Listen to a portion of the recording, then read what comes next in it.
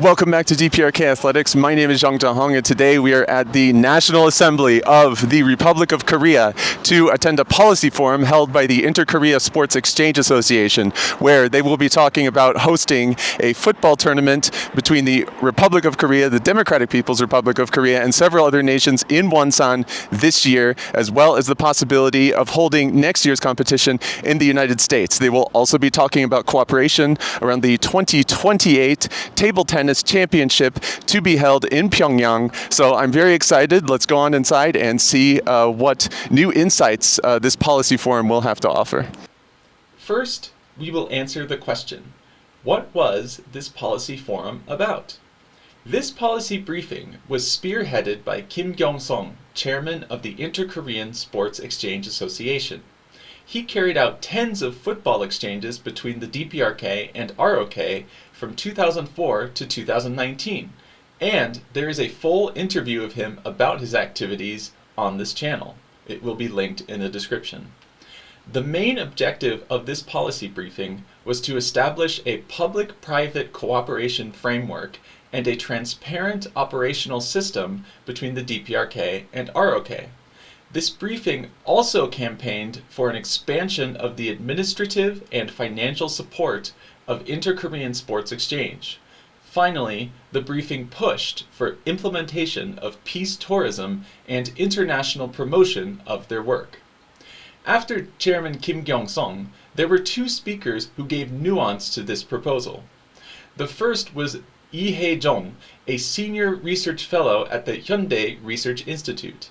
She proposed a strategy of international cooperation for promoting peace tourism in the Wonsan-Galma area. This included garnering the support of neighboring countries like China, utilizing Kim Jong-un's tourism policy, establishing a management system for the Mount Gumgang Cultural Heritage Site, promoting humanitarian volunteer work-style tourism, and restoring abolished cooperation laws. The second discussant was Hyung-jun, an attorney at the Korean Bar Association. He saw Wonsan as a sandbox for setting up personal safety guarantees for tourists to the area, and emphasized the need to deal with sanctions in order to invest capital. This policy forum was supported by several prominent politicians in the Democratic Party, the left-leaning party which currently holds power in the Republic of Korea. These politicians include Deputy Floor Leader Hoon-gi, Governor of North Jeolla Province Kim Kwan-young, National Assembly Speaker Won-sik, and former Governor of Gangwon Province Mun-sun. There was also a discussion in which professors and journalists weighed in with their opinions. Now that we know what the policy forum was about, let's move on to my analysis of this situation. Although the policy forum was ostensibly about holding a football tournament in Wonsan this year, no concrete plans surrounding the tournament were publicized. Instead, the focus of the forum appeared to be establishing the ROK's policy towards the DPRK as it relates to tourism and athletic exchange. The discussants were particularly cognizant of the ROK's past triumphs and tragedies when it came to exchange with the DPRK. In particular, they were adamant about ensuring the safety of tourists in order to not prevent a repeat of the incident in 2008 when a ROK tourist was shot dead by a DPRK soldier when going out for a hike. Indeed, ensuring tourist safety will be a key to winning public sentiment. However, it appears that the proposals will mostly be pie in the sky for the near future. There will have to be a distinct shift in the geopolitical landscape for the DPRK to come back to the negotiation table with the ROK.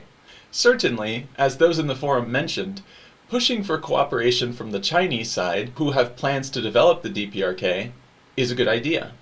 And trying to lure in the US for talks with the DPRK is another possible method. But it does not seem likely that the DPRK will have enough of an incentive to cooperate for the time being. The current level support to the DPRK from Russia, as well as lasting support from China, are more than enough to satisfy the DPRK's needs. The introduction of exchange from the ROK, or tourists from the Western world, present a distinct cultural and security threat that the DPRK is not likely willing to deal with. By my estimation, the next shift in geopolitical balance will likely come at the end of the Russia-Ukraine conflict, when Russia may lose the will or the capacity to materially support the DPRK. At that point, we could see a pivot in the DPRK's international strategy. However, there are some intriguing developments on the horizon. Firstly, how will the DPRK government deal with sending the Hae-jung football team to Suwon in the ROK for the semifinal of the AFC Women's Champions League this May? Secondly, how will the DPRK deal with the incoming ROK teams to the planned 2028 Asian Table Tennis Championships in Pyongyang? Could these incidents lead to greater inter-Korean sport cooperation? Or will they simply pass unnotably as delegations remain surrounded by airtight security? Only time will tell. I did get the chance to ask a question of the presenters at the end, during which I asked whether Kim Kyung-sung, who currently has a perpetual agreement with the April 25th sports team for exchange, whether he would also consider pursuing negotiations with the Hae-jung football team, who also have been sending teams abroad. I emphasized that it was possible due to their presence in third countries like Myanmar and Laos. Unfortunately, Chairman Kim dismissed my proposal, simply stating that the April 25th sports team always acts as the DPRK's international representative. It's a shame, but I will have to agree to disagree. Ultimately, I believe that the most important thing that the Republic of Korea government can do now is to set up certain laws that protect frameworks for established inter-Korean exchange through successive administrations, as well as laws to protect those participating in inter-Korean exchange from punishment under the national security law. Although I don't believe that we will see any big breakthroughs in DPRK-ROK diplomacy in the near future, I believe it is incredibly important that the Inter-Korea Sports Exchange Association and organizations like it keep pushing for a pro-engagement policy and stand ready to resume exchange as soon as the opportunity arises. I believe that the Inter-Korea Sports Exchange Association's current shift towards influencing ROK government policy is a smart move to protect their future, especially given the past prosecution of their chairman under the national security law. However, I believe that the organization could take a more innovative and proactive approach when it comes to engaging directly with the DPRK. In any case, I will continue to watch the future initiatives of the Inter-Korea Sport Exchange Association with great support and great interest. 안녕히 계십시오. 여기는 서울입니다.